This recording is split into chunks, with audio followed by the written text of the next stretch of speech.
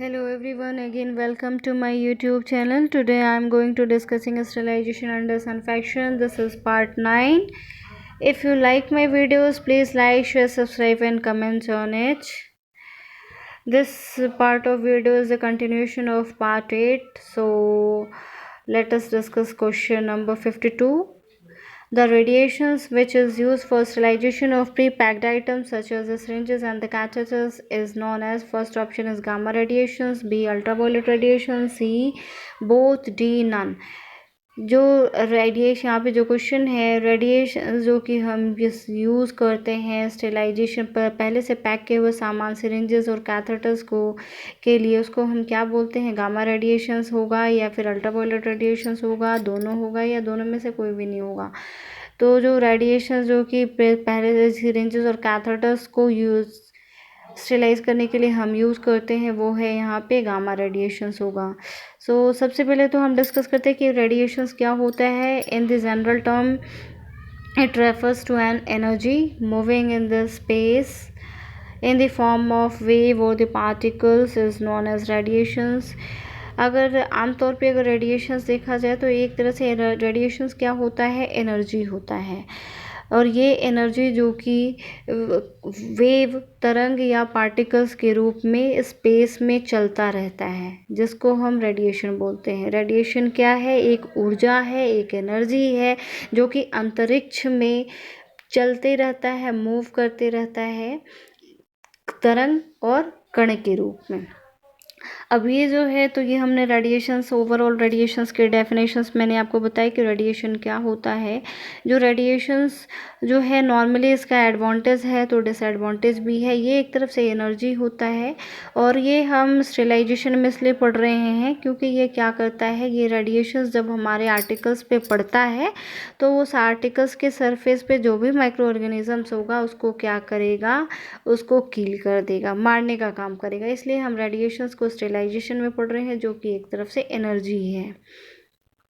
ठीक है, अब ये इसके एडवांटेज है तो कुछ डिसएडवांटेज भी हैं। एडवांटेज क्या है? आपको मैंने एडवांटेज के तौर पे मैंने बताया कि इसकी वजह से क्या हो रहा है।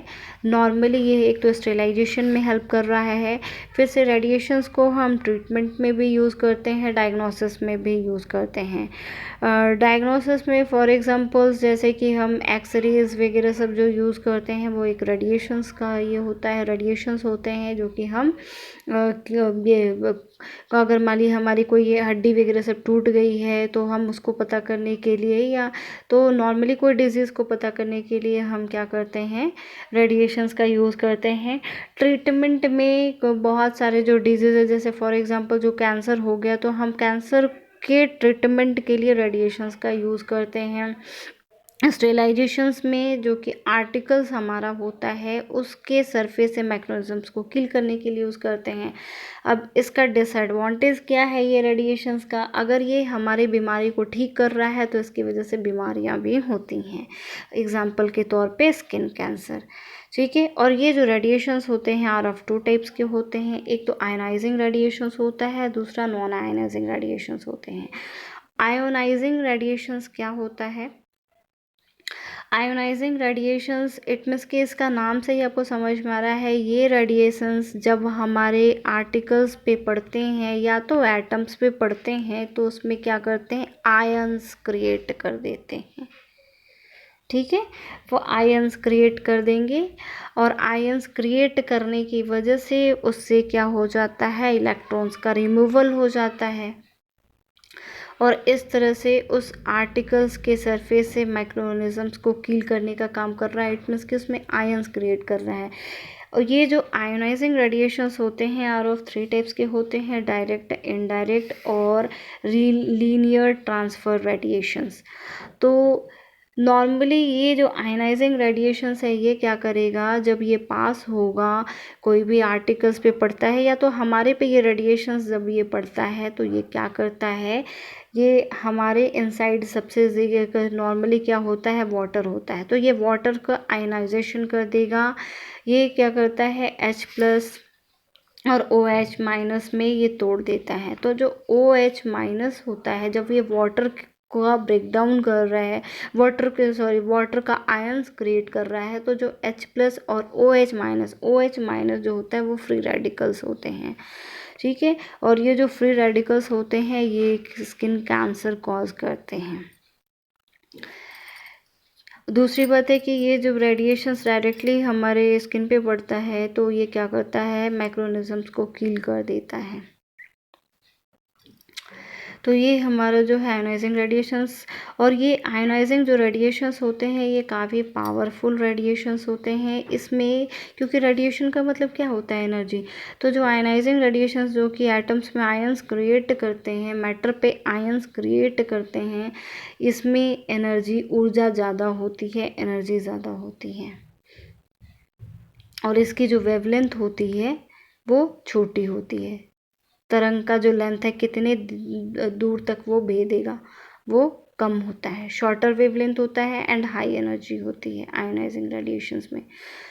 सेकंड आते हैं नॉन आयोनाइजिंग रेडिएशंस। जो नॉन आयोनाइजिंग रेडिएशंस होता है ये आयंस क्रिएट नहीं करता है, और इसमें जो एनर्जी जो लगती है वो कम ऊर्जा, लेकिन ये काफ़ी दूर तक जाता है, काफ़ी दूर तक ये वेवलेंथ इसकी हाईएस्ट, इसकी लॉन्गर वेवलेंथ होती है।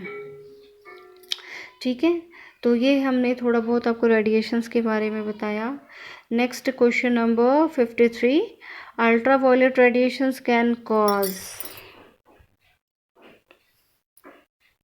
फर्स्ट में हमारा राइट ऑप्शन क्या था, gamma radiations. Question number 53, ultraviolet radiations can cause, first option is skin damage, B premature aging, C skin cancer, D all of the above. Ultraviolet radiations पैदा करता है skin damage करता है, premature यानी कि as से पहले बूढ़ापे आ जाते हैं, या स्किन कैंसर करता है, या फिर D all of the above. तो अल्ट्रावायलेट रेडिएशंस जो होते हैं ये नॉन आयनाइजिंग रेडिएशंस के एग्जाम्पल हैं। अब ये जो है ये हमारा क्या करता है, स्किन डैमेज भी करता है, और अगर ये अल्ट्रावायलेट रेडिएशन हम सूर्य की किरणों में अगर डायरेक्टली हम एक्सपोजर हमारा बहुत टाइम तक होता है तो उम्र से पहले जो है वो बुढ़ापा आ जाता है, यानी कि झुर्रियाँ पड़ जाती हैं, और ये स्किन कैंसर भी कॉज करता है। ये अल्ट्रावायलेट जो रेडिएशंस होते हैं ये 3 टाइप्स के होते हैं, ultraviolet A, ultraviolet B rays, ultraviolet C. तो जो अल्ट्रावायलेट सी होता है वो तो हमारे पे कोई इफ़ेक्ट नहीं डालता है, क्योंकि जो ओजोन लेयर हमारा होता है वो फिल्टर्ड कर देता है। अगर ये अल्ट्रावायलेट सी हमारे पे पड़ता तो ये ज़्यादा नुकसान पहुंचाता। बाकी ultraviolet A and ultraviolet B, जो अल्ट्रावायलेट ए होता है 90% ये रेज जो कि हमारे पे पड़ता है, ये इसकी जो वेवलेंथ होती है लॉन्गर वेवलेंथ होती है। लॉन्गर मतलब वेवलेंथ इट मीन्स कि बहुत दूर तक ये भेद पाता है, हमारे एपिडर्मिस और डर्मिस तक ये पहुंच पाता है। और हमारे को जो टैनिंग होता है, जो एजिंग होती है, ये किसकी वजह से होती है, अल्ट्रावायलेट ए की वजह से होती है। और जो अल्ट्रावायलेट जो बी होता है ये कम अमाउंट में रिलीज़ भी होता है, एंड ये केवल जो है इसकी शॉर्टर वेवलेंथ होती है, ये हमारे एपिडर्मिस लेयर तक ही पहुंचता है। नॉर्मली ओजोन लेयर्स जो कि इसको फिल्टर्ड आउट कर देते, कुछ ही जो अल्ट्रावायलेट बी रेज जो हमारे तक पहुंचता है। ठीक है, तो आप लोगों को इसलिए क्या बोला जाता है कि स्किन को प्रोटेक्ट करने के लिए आप लोग सनस्क्रीन लोशन लगाया करो, और उसमें हम लोग क्या देखते हैं, SPF। SPF का फुल फॉर्म क्या होता है, सन प्रोटेक्टिव फैक्टर, यानी कि सन से प्रोटेक्ट करने के लिए उसमें कितना ज़्यादा मतलब ये है फैक्टर है, वो 10 गुना प्रोटेक्शन देगा, कितना प्रोटेक्शन देगा। तो आप लोग नॉर्मली देखते हो कि अगर SPF 10 है तो इट मीन्स कि वो 10 गुना प्रोटेक्शन हम लोगों को सन से देगा। नॉर्मली अगर आप नहीं लगा के यूज़ करोगे तो वो क्या होगा, वो तुरंत भर में आपके स्किन को जला देगा, डैमेज करेगा, जिसकी वजह से झुर्रियाँ पड़ेंगी, प्रीमैच्योर एजिंग होगा, बुढ़ापा आते हैं। ठीक है, तो अल्ट्रावायलेट रेडिएशंस पैदा कर सकता है, स्किन डैमेज कर सकता है, प्रीमैच्योर एजिंग हो सकता है, स्किन कैंसर हो सकता है, D all of the above. तो यहाँ पे जो राइट ऑप्शन क्या होगा, डी होगा। Next question, Question number 54. The ultraviolet radiations also comes from special lamps or a laser and is used to treat certain conditions such as a vitiligo and psoriasis. तो ये जो ultraviolet radiations special lamp से भी निकलता है, laser से भी निकलते हैं, और ये क्या करते हैं नॉर्मली कुछ जो है सर्टेन कुछ कंडीशंस में इस्तेमाल करते हैं ट्रीटमेंट के लिए. फॉर एग्जांपल जैसे विटिलिगो और सोरियासिस जो होते हैं स्किन प्रॉब्लम होती है. और विटिलिगो में क्या होता है कि बहुत सारे पेशेंट को आप लोगों ने देखा होगा कि लैक ऑफ पिगमेंट, ठीक है, इट मीन्स कि उसके जो है पिगमेंट्स जो है लॉस कर जाते हैं. इट मीन्स कि पैचेस, वाइट कलर के पैचेस नज़र आते हैं. ये पैचेस क्यों हो रहे हैं कि लॉस ऑफ पिगमेंट हो रहा है. और पिगमेंट के लिए कौन सा रिस्पॉन्सिबल होता है, मेलानिन. अगर ये मेलानिन जो होता है उसमें लॉस हो जाए तो जो कि एक विटिलिगो प्रॉब्लम क्रिएट कर सकता है. ठीक है, vitiligo it means lack of a pigment, okay, called melanin in the skin. Second is psoriasis. ये सोरियासिस जो कि एक तरह से स्किन डिजीज़ होते हैं and it is marked by red itchy scaly patches होते हैं. तो इसको ट्रीट करने के लिए अभी मैंने बोला था कि अगर हमें रेडिएशंस का एडवांटेज है तो डिसएडवांटेज भी है. यहाँ पे आप देख रहे हो कि ये जो है स्किन की प्रॉब्लम को ठीक करने के लिए विटिलिगो और सोरियासिस को ठीक करने के लिए यूवी रेडिएशंस का यूज़ किया जाता है, जो कि एक स्पेशल लैम्प से भी निकलता है, लेज़र से भी निकलते हैं. तो हमारा यहाँ पे राइट ऑप्शन जो होगा वो दोनों होगा. दोनों को ट्रीट करने के लिए यूवी रेडिएशंस हम यूज़ करते हैं.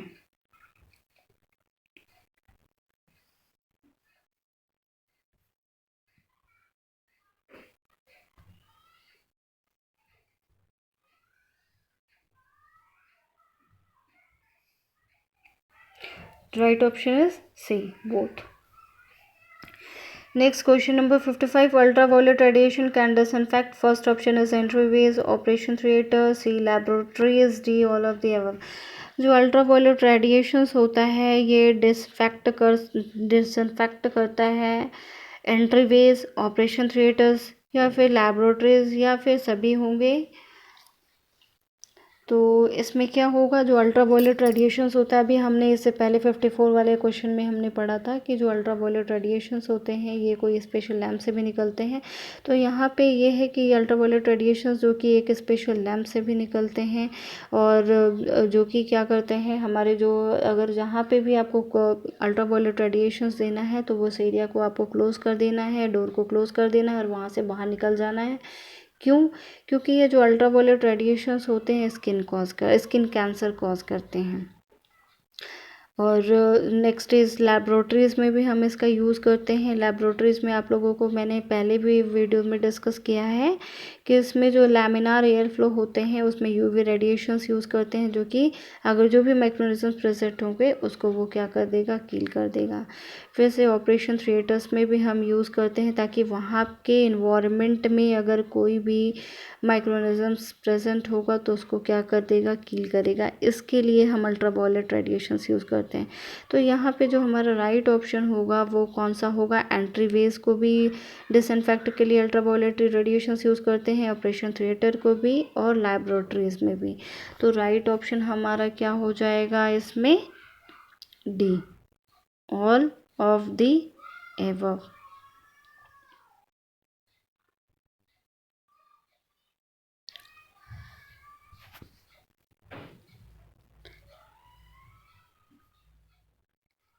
यहाँ पे एक और चीज़ कि अल्ट्रावायलेट जो रेडिएशंस होते हैं वो हमारा वाटर को क्लीन करने के लिए भी अल्ट्रावायलेट रेडिएशंस यूज़ किए जाते हैं. ठीक है. Next question number 56. An ideal antiseptic should cause, यहाँ पे बी छूट गया है. An ideal antiseptic should be cause local irritations, B option no speedy action, C expensive and cause damage, D none. एक आदर्श एंटीसेप्टिक होना चाहिए जिसकी वजह से लोकल इरिटेशन हो, जिसका कोई तीव्र एक्शन ना हो, एक्सपेंसिव हो और जो नुकसान पहुंचाए। डी या इनमें से कोई भी ऑप्शन नहीं होगा। क्या होगा इसका आंसर? एक आइडियल एंटीसेप्टिक, एक आदर्श एंटीसेप्टिक कैसा होना चाहिए? एक एंटीसेप्टिक क्या होता है? The chemical substances which apply on the skin or the mucous membrane which stop or inhibit the growth of microorganism without necessarily killing them is called as an antiseptic। तो अब हम जब एंटीसेप्टिक को जब इस्तेमाल करते हैं, एंटीसेप्टिक सपोज जैसे बोरेलिन हो गया, सैवलॉन हो गया, डिटॉल हो गया, जब आप इसको यूज़ करते हो अपने स्किन पे कट जाने पे, जल जाने पे, तो वहाँ पे एक आदर्श एंटीसेप्टिक की क्या गुण होने चाहिए? क्या उसकी वजह से लोकल इरिटेशन होना चाहिए? आपको इरिटेशन, जलन होगा, इरिटेशन होगा, उसके तीव्र एक्शन नहीं होगा तो हम उसको यूज़ क्यों करेंगे? अगर वो एक्सपेंसिव होगा तो जो है नॉर्मल हर पर्सन आप इसको यूज़ नहीं कर पाओगे, और नुकसान होगा तो हम नहीं यूज़ करेंगे। तो यहाँ पे जो राइट ऑप्शन जो होगा वो हमारा नन होगा, क्योंकि हम एंटीसेप्टिक, एक आदर्श एंटीसेप्टिक वो होना चाहिए जिसकी वजह से लोकल इरिटेशन ना हो, जिसका स्पीडी एक्शन हो, फिर से वो इनएक्सपेंसिव हो, और जिसकी वजह से हमारी स्किन में कोई लोकल डैमेज ना हो। तो इनमें से क्या राइट ऑप्शन क्या हो हमारा होगा? कोई भी नहीं।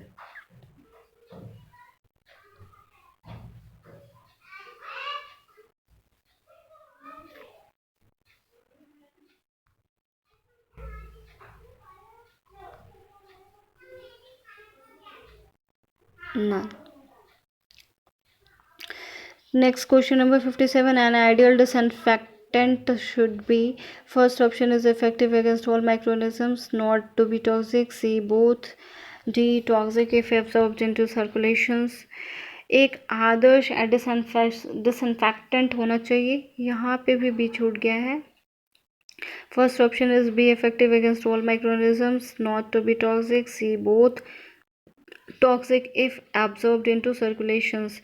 तो एक आदर्श डिसइंफेक्टेंट होना चाहिए जो कि क्या ये फर्स्ट ऑप्शन है इफेक्टिव, जितने भी माइक्रोऑर्गेनिज्म सबके अगेंस्ट इफेक्टिव हो, टॉक्सिक नहीं हो, दोनों होगा, या फिर जैसा ही है ये टॉक्सिक हो जब हमारे सर्कुलेशन में जाए। तो यहाँ पे राइट ऑप्शन क्या होगा? एक आइडियल डिसइंफेक्टेंट कैसा होना चाहिए? डिसइंफेक्टेंट क्या होता है? केमिकल सब्सटेंस होते हैं जो कि हम नॉन लिविंग सरफेसेस को क्लीन करने के लिए, डिसइंफेक्ट करने के लिए हम डिसइंफेक्टेंट का यूज़ करते हैं। फॉर एग्जांपल जैसे कि फिनॉल, तो ये इसका क्या गुण होना चाहिए, क्या प्रॉपर्टीज़ होना चाहिए? ये सभी के अगेंस्ट इफेक्टिव हो, जितने भी micro organisms.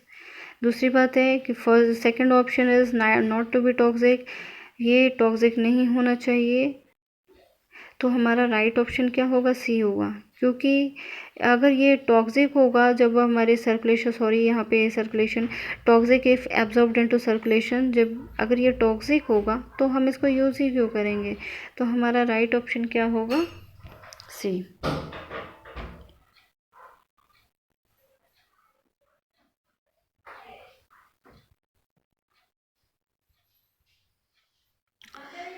Next question number 58. The potency of disinfectants are depends on first pH of the medium, B temperature, C concentration of the substance, and G all।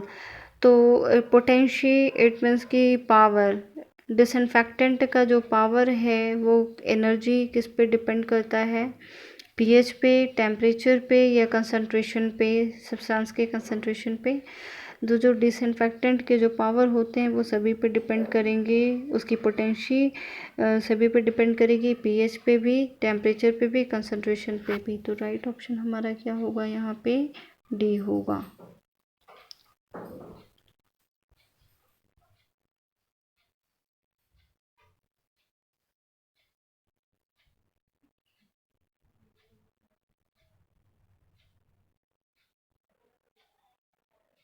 All। Question number 59. The three levels of disinfection are, first option is high, intermediate, B low, C large, D both A and B। डिसइंफेक्शंस के 3 levels होते हैं, हम लोग जानते हैं वो कौन कौन से लेवल होते हैं। First option high intermediate level होता है, बी लो लेवल होता है, या सी लार्ज लेवल होता है। तो डिसइंफेक्शंस के जो 3 लेवल्स होते हैं वो कौन से होते हैं? हाई होते हैं, इंटरमीडिएट होते हैं, बी लो। तो राइट ऑप्शन हमारा क्या होगा? Both A and B. Next question number 60.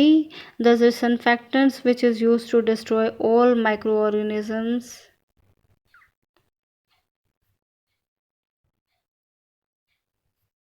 except a large number of spores. First is high level disinfectant, B low level disinfectant, C both, D none. यहाँ पे है कि जो क्वेश्चन डिसइंफेक्टेंट जो हम माइक्रोऑर्गेनिजम्स को किल करने के लिए इस्तेमाल करते हैं, वो डिसइंफेक्टेंट जो कि माइक्रोऑर्गेनिजम्स को किल करने के लिए इस्तेमाल करते हैं, और ये क्या करता है? Except large number of spores को छोड़ करके सभी माइक्रोऑर्गेनिजम्स को डिस्ट्रॉय करता है। First option is high level disinfectant, B low level disinfectant, C both, D none. तो इनमें से कौन सा होगा? डिसइंफेक्टेंट जो कि सभी माइक्रोऑर्गेनिजम्स को ये किल करेगा माइक्रोनिज्म लार्ज नंबर ऑफ स्पोर्स को छोड़ करके, वो है हमारा हाई लेवल डिसइंफेक्टेंट। क्योंकि लो लेवल जो डिसइंफेक्टेंट होता है वो नॉर्मली जो है इतना इफ़ेक्टिव नहीं होता है, इसीलिए सभी मैकेनिज़म्स को ये किल नहीं कर पाता है। तो हमारे यहाँ पे जो राइट ऑप्शन जो होगा वो क्या होगा? A, high level disinfectant. 61 question number, low level disinfections can kill most. First option is spores, viruses, B bacteria, some viruses, some fungi, but no typical bacilli or bacterial spores, C resistant microorganisms, D viruses, bacterial spores, typical bacilli and fungi।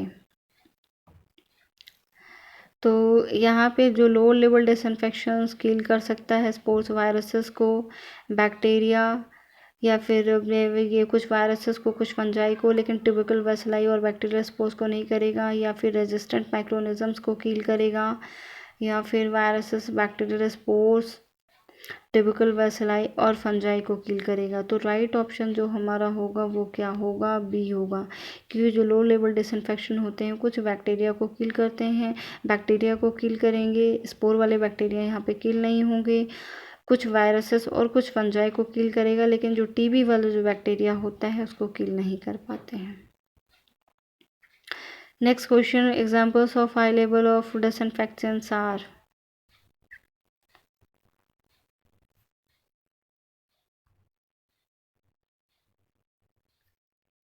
First option is Sidex, B hydrogen peroxide, C formaldehyde, D all of the above। तो high level disinfectants के जो example है, high level disinfectant के जो example हैं, first is साइडेक्स हो गए, hydrogen peroxide हो गए, फॉर्मल्डिहाइड, ऑल ऑफ द। ये हाई लेवल डिसइंफेक्टेंट कौन से होते हैं? जो कि सभी माइक्रोनिज़म्स को किल कर पाएंगे, लेकिन इसमें जो कुछ ये काफ़ी रेजिस्टेंट वाले जो स्पोर्स होते हैं वो थोड़ा सर्वाइव कर ही जाते हैं। तो हमारा यहाँ पे राइट ऑप्शन क्या होगा? साइडेक्स होगा, हाइड्रोजन पेरोक्साइड होगा, सी फॉर्मल्डिहाइड, या डी होगा। तो ये सभी हाई लेवल डिसइंफेक्टेंट में आते हैं, इसलिए राइट ऑप्शन हमारा क्या होगा? D. Next question number 63, categories of patient care items. First option is 3 critical, semi critical, non critical items, 4 categories critical, semi critical, moderate critical and non critical items, C 5 categories critical, semi critical, mild critical, moderate critical, non critical items, D none of these। क्या होगा इसका right answer? जो patient को, रोगियों को देखने के लिए जो सामान होते हैं उसको 3 श्रेणी में बांटा गया है। तो ये कितने श्रेणी में बांटा गया है? 3 श्रेणी में, 4 में, या फिर इनमें से कोई भी नहीं होगा। तो पेशेंट को केयर करने के लिए जो कैटेगरीज जो दिए गए हैं, श्रेणी जो दिए गए हैं वो है 3 हैं। क्रिटिकल है, सेमी क्रिटिकल है, नॉन क्रिटिकल्स आइटम्स होते हैं। तो राइट ऑप्शन हमारा क्या होगा? 3। Okay, if you like my videos please like, share, subscribe and comments on it. और इसके बाद फिर मैं डिसइंफेक्शंस पे 1 या 2 और वीडियो बनाऊंगी, एंड देन इसके बाद जो है हम दूसरे टॉपिक पे MCQs बनाएंगे। अगर आपको इसमें कोई भी डाउट है, कुछ नहीं समझ में आया हो, तो प्लीज़ आप कमेंट बॉक्स पे आप ये क्वेरी कर सकते हो, पूछ सकते हो। और अगर आपको अच्छा लगा वीडियो तो प्लीज़ कमेंट कीजिए। एंड अगर आप कुछ मॉडिफिकेशन, कुछ चेंजेस चाहते हो तो भी आप कुछ कमेंट कर सकते हो। So thank you so much for watching this video.